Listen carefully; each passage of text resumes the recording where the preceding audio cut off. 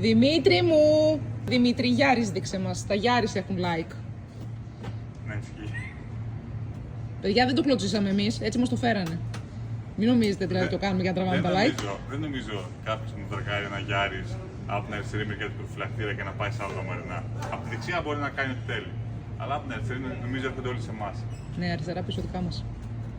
Έχουμε και άλλα που δεν έχουμε βγάλει βίντεο του μεταξύ. Βίντεο είπα.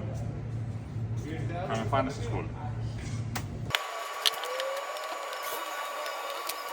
Γιατί στα Γιάρης με το παραμικρό ακούμπημα πετάγονται. Κατηγορείς τα Γιάρης, Δημήτρη, τώρα θα σου γράφουνε.